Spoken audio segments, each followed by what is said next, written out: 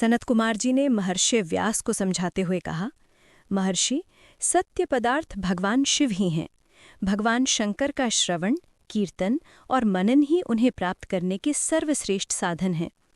ऋषि बोले, सूत जी, आपने श्रवण, कीर्तन और मनन को मुक्ति का उपाय बताया है, किंतु जो मनुष्य इन तीनों साधनों में असमर्थ हो, वो मनुष्य कैसे मुक्त हो सकता है?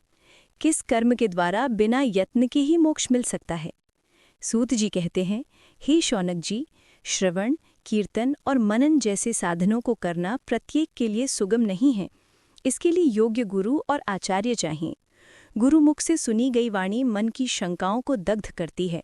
गुरुमुख से सुने शिव तत्व द्वारा शिव की रूप स्वरूप के दर्शन और गुणानुवाद में रसानुभूति होती है। तभी भक्त कीर्तन कर पाता है।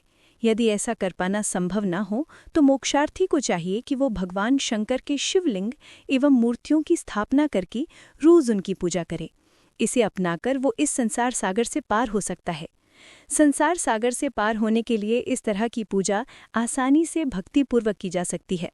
अपनी शक्ति एवं सामर्थ्य के अनुसार धनराशि से शिवलिंग या शिव मूर्ति की स्थापना कर भक्तिभाव से उसकी पूजा करनी चाहिए।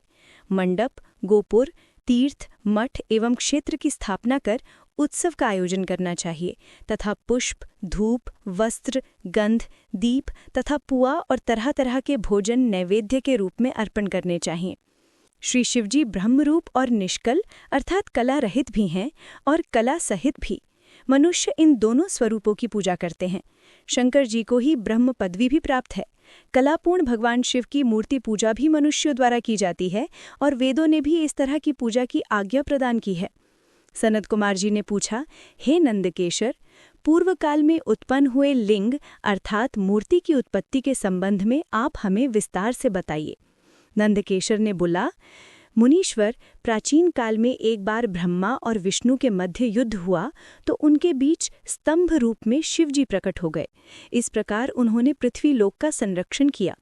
उसी दिन से महादेव जी का लिंग के साथ साथ मूर्ति पूजन भी जगत में प्रचलित हो गया। अन्य देवताओं की साकार मूर्ति पूजा होने लगी जो कि अभीष्ट फल प्रदान करने वाली थी, परंतु शिवजी के लिंग और मूर्ति दोनों रूप ही पूजनीय हैं। इस प्रकार शिव पुराण के विद्धेश्वर संहिता में शिवलिंग की पूजा का रहस्य बताया गया है।